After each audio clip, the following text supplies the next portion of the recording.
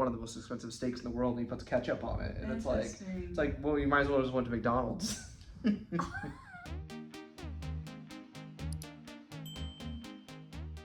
Today we're doing unpopular opinions. Cheers. Unpopular opinions. I feel like I'm very opinionated on a lot of things, so I think I could be pretty good at this. What about you? I am not controversial. But I do have opinions. Opinions shouldn't be controversial, right? No. So the first one is one I actually agree with. Okay. Beach vacations are trash. Title says it all. Want to get burned? Check. Want to get burned? Want to pay overpriced for a room? Check. Want to get dehydrated from the sun and saltwater combo? Check. Want to have locals that hate you? Check. Want to have overpriced food and entertainment? Check. Want god-awful traffic? Check. I just don't get it. I have enjoyed some coastal stays, but the thought of overpaying for literally everything to do nothing just rubs me the wrong way. Now, don't get me wrong. My wife and family love coastal retreats, and I am happy to oblige. Is that a word? Oblige? Mm-hmm. Yeah. Blah, blah, blah, blah. I just feel like there are more things in the world to see than go to beaches and have roughly the same experiences anywhere else. If you've been to one, well, you've been to all.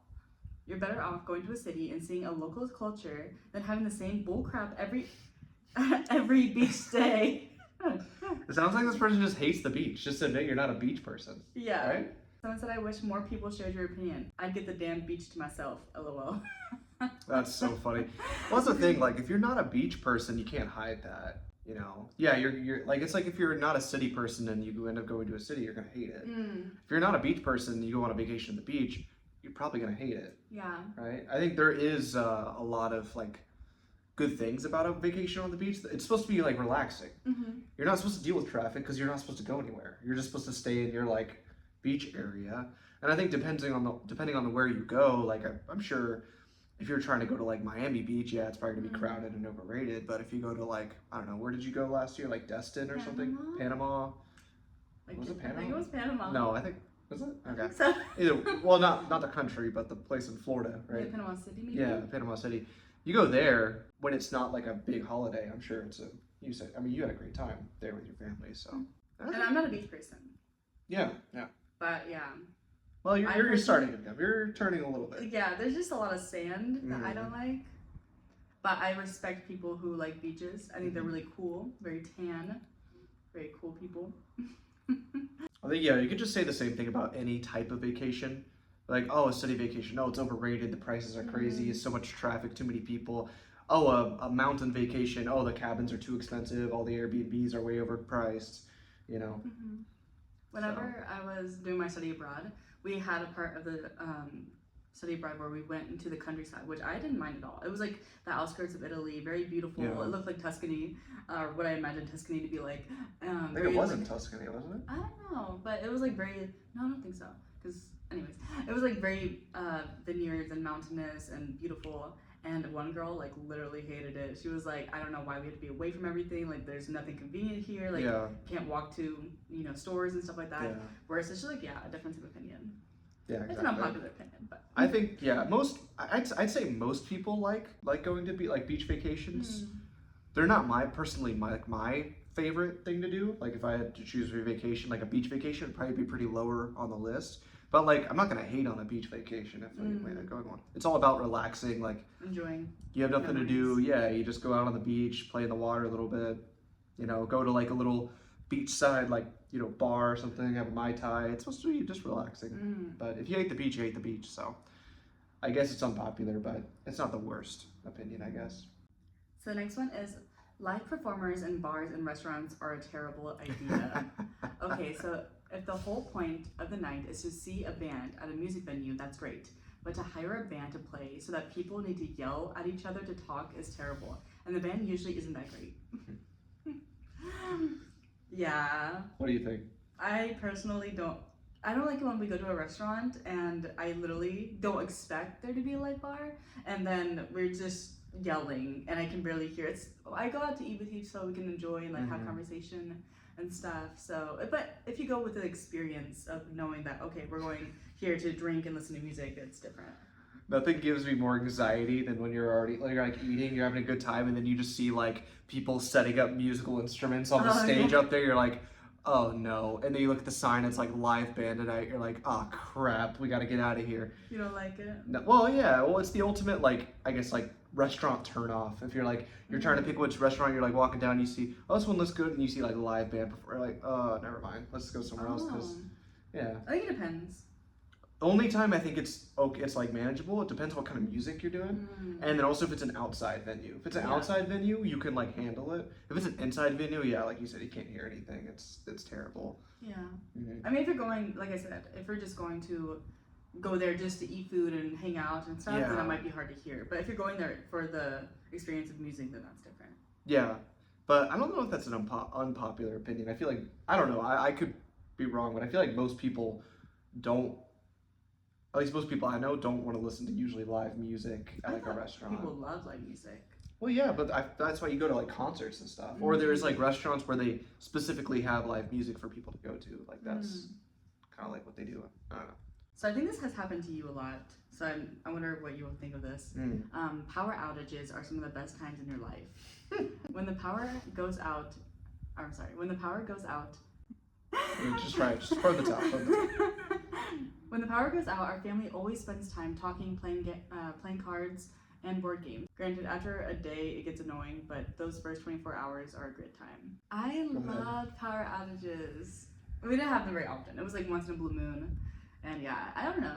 It was kind of, oh, there was one time though, there was a power outage right when it hit midnight. It was creepy. We were like, oh, 3, 2, 1. We were like, oh, New Year, and then like, I'm not even joking, like a minute later, the power went out. Oh. I know, it was freaky. So everyone on New Year's? That's on weird. New Year's, it was creepy, and I was like freaking out a little. But apparently, someone like ran next to the pole or something. It's hard when you live in Florida, though. A power outage means absolute hell. Because it gets so hot. Well, it depends how good your generator is, but. I don't know. I feel like a lot of it's nostalgia. Like I've had a power outage one like when I was a kid, and yeah, we played Monopoly and stuff, and now I have good fond memories on that. But you think about like if that were to happen again today, or you think about it like, oh yeah, it might be fun, we'll do this, but then like 10 minutes in, you're just like, oh my gosh, can we just get the my charger isn't working? Yeah. Well, and nowadays like the generators are so good. Like, I remember back in my old house when I lived with my parents, the power would go out, and you think, we're going to have this nice bonding family time. It's going to be nice. It's like, oh, they got the generator. All right, the news is back on. They're just watching, and all right, I guess we're just doing our own thing now. I guess I'll play video games. You know, so I think maybe back then it was, but nowadays, like, the generators are so good, you can, like, have everything running like normal. I don't have a generator, so. Oh, okay. Well, I think the most telling sign is that when the power does go back on, nobody keeps playing board games and plays with the CDs. Everyone just goes, all right, back to our normal lives. At least that's what I think. But there's nostalgic times. It's good having family time and having board games, but you don't have to have a power outage to do all that. Yeah, you can just do that. Games. Yeah, you can just go play board games if you want. Someone said, so this is the next one. People who walk on treadmills on Zoom calls look ridiculous. What? I won't take anyone seriously who's doing their walkies while on a Zoom call. Not a criticism of people's desire to be healthy or counteract the amount of time we spend in our seats, but you look absolutely ridiculous with your head bobbing up and down, and we shouldn't normalize this. We should normalize taking a proper break, going on a walk or a run, or taking the call off camera. But I don't need to see your head bobbing up and down. It's distracting, and it's not like we used to walk on treadmills in the office. Someone said I've never seen this happen personally. Yeah, I've never seen this happen either. But also, it's like, who cares? Just mind your own business, maybe. That's true. Yeah, like why? It shouldn't affect you that much. Yeah. I guess. I mean, if they're like not able to do their work because they're on a treadmill, then maybe you can definitely take it up with them or take it up with HR. Yeah. But to be like, oh, you look so stupid, stop doing that. I feel like it's a very he has something like against this person possibly. Yeah. Maybe he does have something against their walkies. That'd be like, it's like the speed walkers outside, like Squidward. He'll tell. I'd be like, I wish they would stop doing it. They look so stupid. Like they're just getting their exercise. Let them do their thing. Yeah, as long as you're not distracting, as long as you can't hear the treadmill. Like there's probably so many people on the Zoom meeting. You probably shouldn't be looking at that specific person, I guess. But maybe I don't know. So someone says, I think you would agree with this, but I do not agree. 4 p.m. to midnight is much better work It's a much better work schedule than 9 a.m. to 5 p.m. I mean, some people do have those shifts. Yeah, yeah. I can I see don't know. working at like a Walmart. You don't want to be there at peak times. You know, like maybe like 5, like 4. If you did 4 to midnight, it's like okay, you have those peak hours, but then after that, it's like probably just so chill. Like not a lot of customers, stuff like that. So I could probably see that. But I personally am a morning person, and I do not go to bed before. I go to bed at like 10 p.m. Well, there are a lot of people that aren't morning people that like generally like love waking up at like 11 a.m. and going to bed at 2 a.m. But only on the weekends. But I think what would suck the most about that would be like having to look forward to work all day. That's what one of the comments says. It says nothing worse than having fun all day and then have to work. Yeah, like imagine you're just like by the pool, you're just like relaxing all day, but then in the back of your mind you just know you got a 8-hour shift tonight. You know, can't have too much fun. You gotta actually like perform or whatever. You gotta work hard. So I don't know. I feel like you're gonna lose all your energy and then you're gonna get to work and you're gonna be dead. And then that cycle is just gonna repeat. You're gonna get home. You're gonna get home and want to relax after work. You just don't want to like get home from work and then go right to bed. No one ever does that, right? And then you're gonna end up staying up till like 4 a.m. You're gonna wake up at who knows 1 p.m. and maybe not even have enough time to like do anything before work. Well, actually, when me and Caleb first met, I had a schedule that was what 7 to 2. Yeah, and 6 to 2, something like that. Yeah, you like didn't do anything during the day. I loved it though. I will say. Oh, Once you get adjusted to it, and you don't have anything to do besides work, it's like I can spend all morning going to the mall and doing other stuff. But yeah, I did sleep in until like 11. But I prefer the 9 to 5 schedule. Yeah. I'm a morning person now. But I just think that it's so much nicer being able to like you get off, you can like you have the evening to relax. Really interesting opinion though. I actually kind of like that one. Putting drinking cups away upside down is wrong. Why would you put cups away rim side down? That's the part that touches your mouth.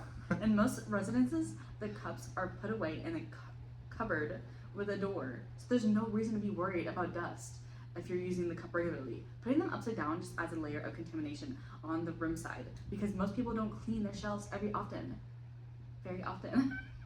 Especially in hotels, rentals, Airbnbs, etc. This feels weird to me. I got a point. I've never thought about it, but yeah, I got a point. The washing machine doesn't dry it all the way, right? And so for me, it's like, and I guess that's even worse because it's like, probably like mildew's probably growing in the rim.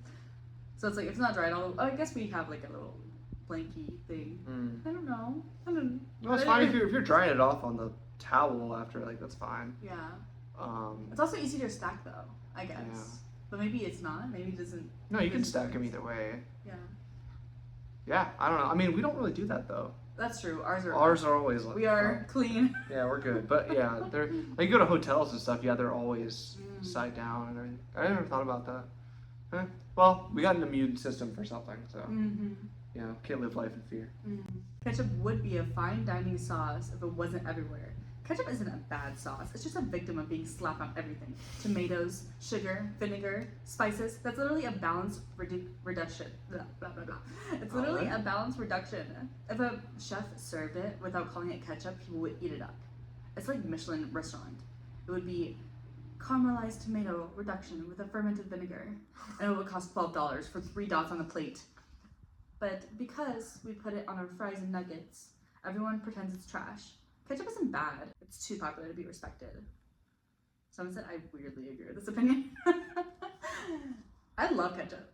I don't think no one's saying like ketchup. Well, I guess it's not like there is a stigma to it. Yeah, there's a stigma to it. It's like, you know, if someone like what Patrick Mahomes, he got like a lot of crap because he puts ketchup on his steak. That's crazy. He puts ketchup on his steak.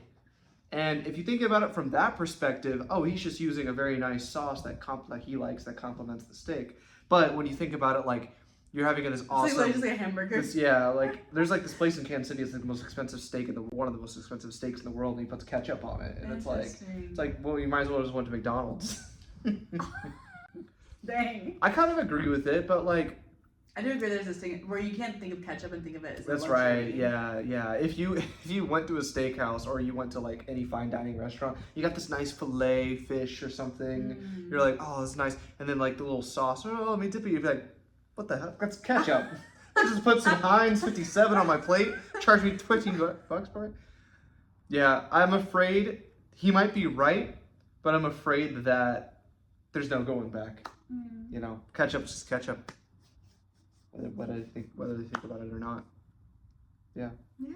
Like ketchup though. I love ketchup. Yeah. It's underrated. Alright, it's overrated. It's probably it's probably the best sauce ever. No, mustard for me. Or honey mustard or Chick-fil-A sauce. Well, I'm just like the variety what you can do with ketchup. You can do like anything with ketchup. So Except put it on your steak. Yeah, don't put it on your steak. Alright, thanks so much for watching.